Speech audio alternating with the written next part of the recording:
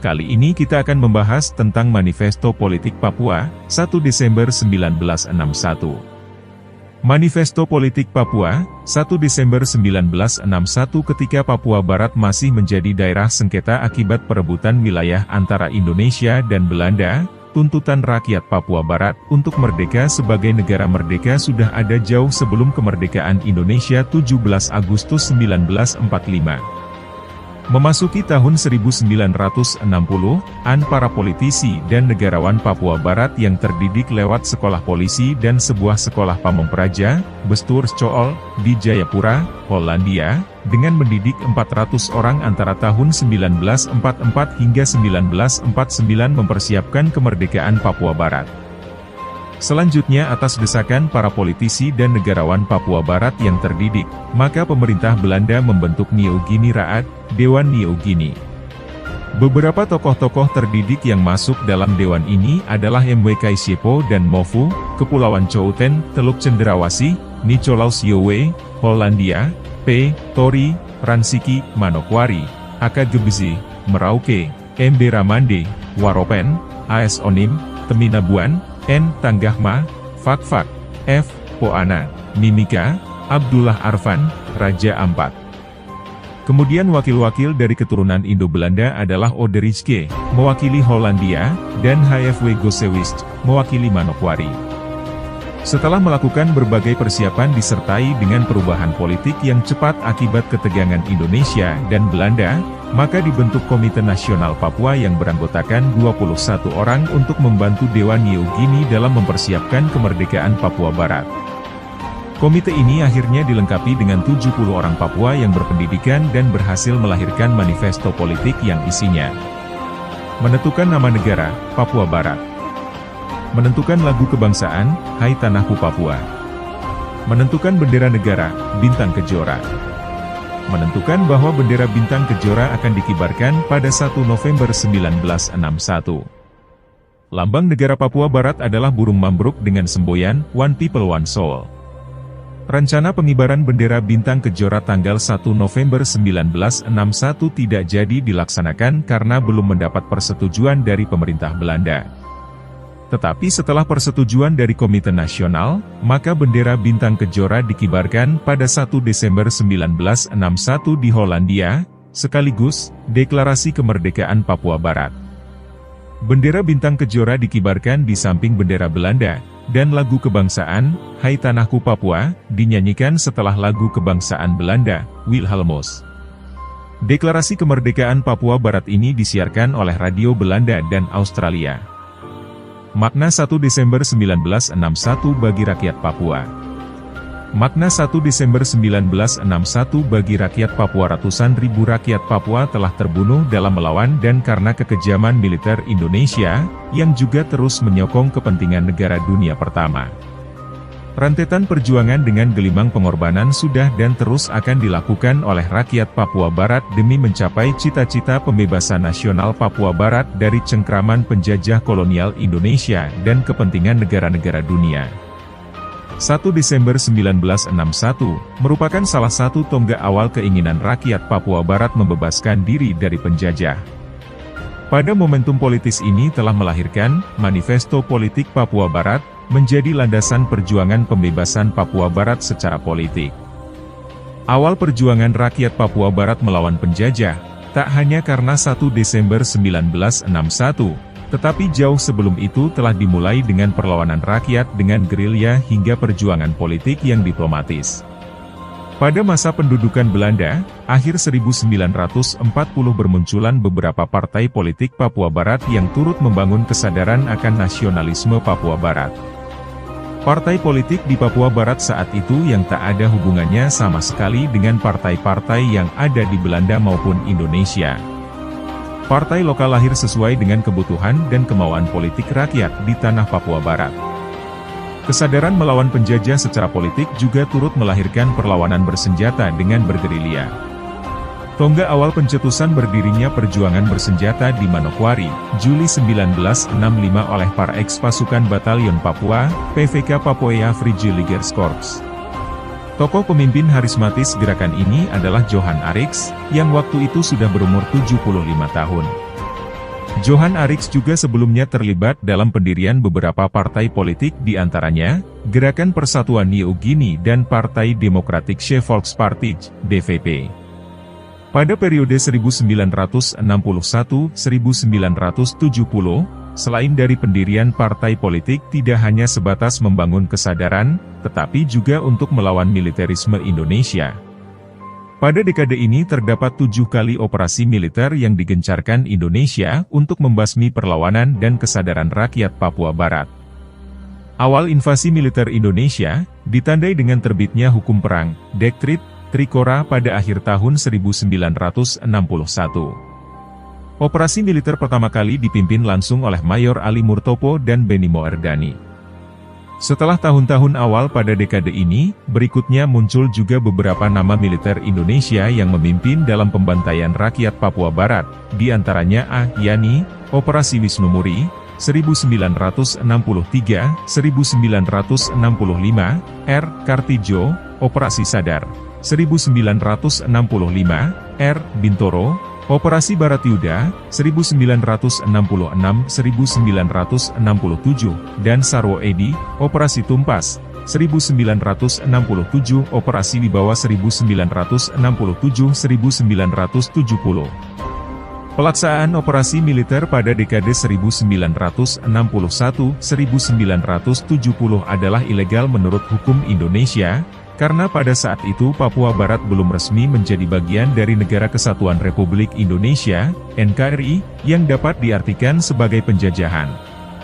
Belakangan diketahui bahwa nafsu pendudukan militer Indonesia ini diboncengi dengan kepentingan imperialis, yaitu dilaksanakannya kontrak karya Freeport pada tahun 1967 sebelum pelaksanaan referendum yang oleh Indonesia diubah menjadi penentuan pendapat rakyat, PEPRA, pada tahun 1969.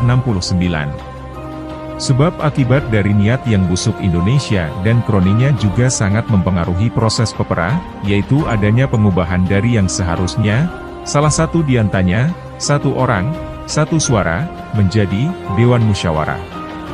Akhirnya pelaksanaan PEPRA pun tidak sesuai dengan kebiasaan hukum internasional dan melanggar perjanjian New York tahun 1962. Sepihak oleh Indonesia rakyat Papua Barat dipilih dan ditentukan untuk memilih dalam PEPRA hanya 1.025 orang, dari kurang lebih 800.000 jiwa saat itu. Pengalaman traumatik akan kekejaman militerisme Indonesia, tak menghentikan perlawanan rakyat Papua Barat untuk pembebasan nasional. Pada tanggal 1 Juli 1971, Set Javed Rumkorem bersama Jacob Pray, Jari Setou Jufway dan Louis Waje mencetuskan Proklamasi Kemerdekaan Papua Barat, di Desa Waris, Marfit. Keinginan akan mendirikan negara sendiri pun terus bergema di pelosok bumi Papua Barat, sesudah 3 tahun proklamasi di Marfit. Pada tanggal 3 Desember 1974, diserui lahirlah Deklarasi Negara Melanesia Barat yang meliputi Sorong Samarai. Salah satu peristiwa yang hingga kini masih terus dikenang rakyat Papua Barat adalah pembunuhan tokoh budayawan Papua, Arnold Clemens AP, 26 April 1984. Arnold dibunuh karena ketakutan militer Indonesia terhadap perannya yang turut membangun kesadaran akan nasionalisme Papua melalui gerakan musik budaya, Mambesak.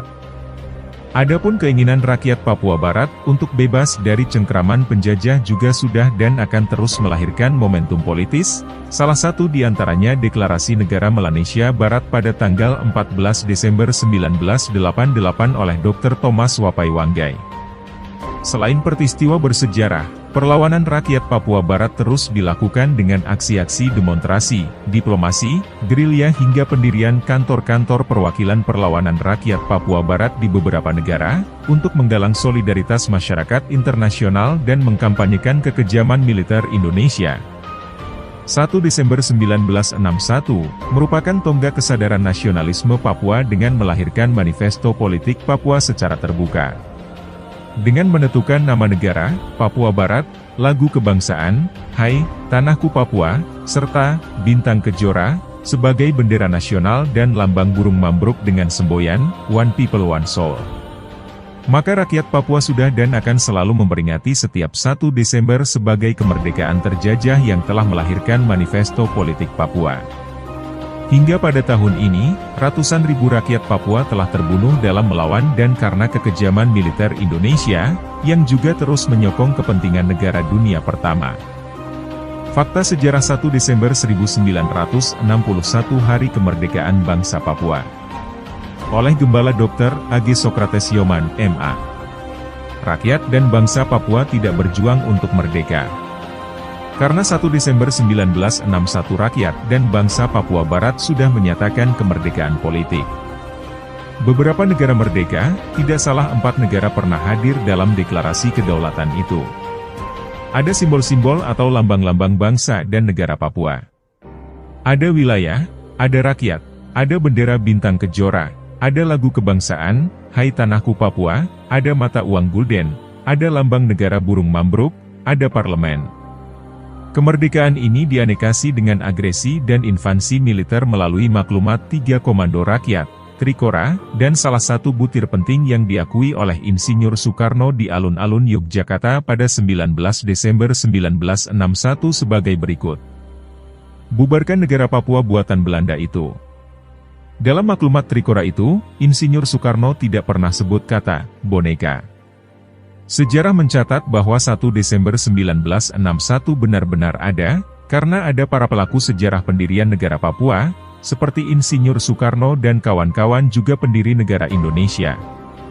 Nama-nama yang tertulis abadi dalam sejarah rakyat dan bangsa Papua, sebagai berikut. W.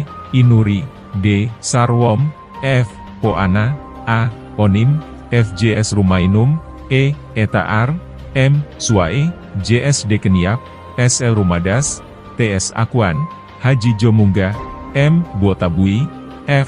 Tori, MW Kaisepo, JJ Roembiak, J. Jaap, M. Ongge, PH Jochu, Is. Manufandu, M. Wai, N. Jowe, Haji Morimezendi, P. Koejab, W. Zonggonao, F. Jufwai, A. J. Arumtoboy, E. Noemberi, B. Hebse, TH. Meset, J. Bonai, N. Tanggahma, Haji I. Bau, SP. Malibela, T. dan Sidan, W. Giai, Nemnai, A. Seva, J. Manori, Liter, Ajamiseba, M. Rumainum, dan 12 nama lainnya tidak terbaca karena dokumennya agak rusak. Sumber, Alexander Liter, Griapon, 2007, 83-84. Ada keterwakilan daerah masing-masing. Markus Kaisiepo mewakili Biak, Muhammad Ahmad perwakilan rakyat Raja Ampat, Ad Gebze mewakili rakyat Merauke, Ton J. Meset perwakilan rakyat Jayapura, Abdullah Arfan perwakilan rakyat Fakfak, Raja Ampat, Baldus Mifu perwakilan rakyat Biak Noemfoor, Penehas mewakili rakyat Teluk Wondama, Bertus Burwos perwakilan rakyat Manokwari. Fakta-fakta ini dihilangkan oleh bangsa kolonial modern Indonesia yang menganeksi dengan agresi dan invasi militer di tanah Papua. Dalam Buletin Tapol nomor 53, September 1982 mengungkapkan, aksi militer Indonesia sebagai berikut. Pada bulan April 1963, Adolf Hennesby, kepala sekolah salah satu sekolah Kristen di Jayapura ditangkap oleh pasukan tentara Indonesia. Sekolahnya digebrek dan cari simbol-simbol nasional Papua, bendera-bendera, buku-buku, kartu-kartu, sesuatu yang berhubungan dengan budaya orang-orang Papua diambil. Adolf Hennesby dibawa ke asrama tentara Indonesia dan dia diinterogasi tentang mengapa dia masih memelihara dan menyimpan lambang-lambang Papua. Acub Zainal, waktu Panglima TNI dan kemudian menjadi Gubernur Irian Jaya, kini, Papua, dalam buku hariannya yang berjudul I Love the Army, ia mencatat, begitu mendapat tempat di Papua setelah UNTA tanggal 1 Mei 1963, para elit yang menampakkan kekuatannya dan membakar semua buku, dokumen-dokumen, jurnal, dan semua tulisan tentang sejarah, etnografi, penduduk, pemerintahan, semua dibakar di depan orang banyak di halaman kantor DPRP sekarang di Jayapura. Pastor Franz Leschaut, OFM menyaksikan dan menulisnya sebagai berikut. Saat itu saya melihat amukan mereka. Menjarah barang-barang bukan hanya di toko-toko, tetapi juga rumah-rumah sakit. Macam-macam barang diambil dan dikirim dengan kapal itu ke Jakarta. Di mana-mana ada kayu api unggun, buku-buku dan dokumen-dokumen arsip Belanda dibakar. Guru dan Gembala Papua, 2020-593. Belakangan ini tanggal 1 Desember diperingati di beberapa negara yang bersimpati dengan perjuangan rakyat dan bangsa Papua Barat. Contohnya, pada saat Pak Luhut Binsar Panjaitan Menko Polhukam mengundang Lukas NMB Gubernur Papua, Yunus Wonda Ketua DPRP, dan Timotius Murib Ketua MRP untuk pertemuan dengan Pak Luhut para jenderal dari TNI di kantor Menko Polhukam. Tujuan undangan dan pertemuan ini untuk membantu diplomasi internasional Indonesia. Pada saat Lukas NMB, Yunus Wonda dan Timotius masuk ke ruang pertemuan, mereka bertiga dipisahkan dan duduk terpisah di antara para jenderal TNI dalam pertemuan itu. Pak Luhut langsung panggil nama-nama Pak Lukas NMB, Yunus Wonda dan Timotius Murib, bukan panggil jabatan. Pertemuan dimulai dengan memutar video tentang perkembangan diplomasi internasional tentang perjuangan Papua Barat merdeka. Ada beberapa negara sudah dikibarkan bendera bangsa Papua Barat, bintang kejora. Perkembangan dan kemajuan diplomasi Ulmuk yang dipimpin Tuan Benny Wenda dan kawan-kawan pejuang yang cukup signifikan dan membuat panik dan pusing penguasa Indonesia. Setelah video diputar, Pak Luhut langsung sebut nama Lukas NMB Gubernur Papua, sebagai berikut. Pak Lukas, sekarang harus berangkat ke Oxford, Inggris untuk menjemput Benny Wenda dan membawa pulang ke Indonesia. Kami sudah siapkan pesawat dan semua akomodasi perjalanan ini. Permintaan yang sama disampaikan kepada Yunus Wonda dan Timotius Murib. Jawaban yang datang dari Bapak Lukas NMB Gubernur Papua kepada Pak Luhut Binsar Panjaitan, yaitu, Pak Luhut, Undang-Undang Otonomi Khusus membatasi saya. Karena ada 5 hal pokok yang diatur oleh pemerintah pusat, dan saya tidak punya kewenangan itu. Salah satu ini masalah luar negeri adalah urusan atau kewenangan pemerintah pusat. Jadi, saya tidak bisa jemput Pak Benny Wenda. Sementara Pak Dr. Yunus Wonda Ketua DPRP menyampaikan hal yang sama dan beberapa bahaya untuk ke depan, sebagai berikut. Pak Luhut, ini perjuangan nasib bangsa, dan saya dan keluarga akan dikutuk 7 keturunan. Lagi pula, Pak Benny Wenda dan saya marga Wonda Wenda. Maka ini tercipta permusuhan abadi keluarga saya dengan keluarga Tuan Benny Wenda. Karena itu, saya juga berdiri pada amanat Undang-Undang Nomor 21 Tahun 2001 tentang otonomi khusus yang memerintahkan bahwa urusan luar negeri adalah domainnya pemerintah pusat, bukan kami di Provinsi Papua. Tentu saja Pak Timotius Murib, Ketua MRP juga menyampaikan jawaban dan pesan yang sama. Dengan fakta-fakta historis ini, 1 Desember 1961 tidak bisa dihilangkan dengan moncong senjata dan juga dengan kebohongan-kebohongan. Tuan Benny Wenda, Ketua Ulmuk mengakui dan mendukung 1 Desember 1961 pada 1 Desember 2020 di Oxford, Inggris dan sekarang diundang di mana-mana untuk menegakkan kedaulatan rakyat dan bangsa Papua sebagai bangsa yang merdeka dan berdaulat. Tanggal 1 Desember 1961 tidak akan pernah dilupakan dari generasi ke generasi. Tidak ada manusia siapapun menghilangkan dan menghapus sejarah 1 Desember 1961 karena para pemimpin rakyat dan bangsa Papua Barat sudah mendoakan nama-nama Allah, Tuhan dan Roh Kudus di atas tanah leluhur rakyat dan bangsa Papua Barat. Wah, kinaona. Tuhan Yesus memberkati.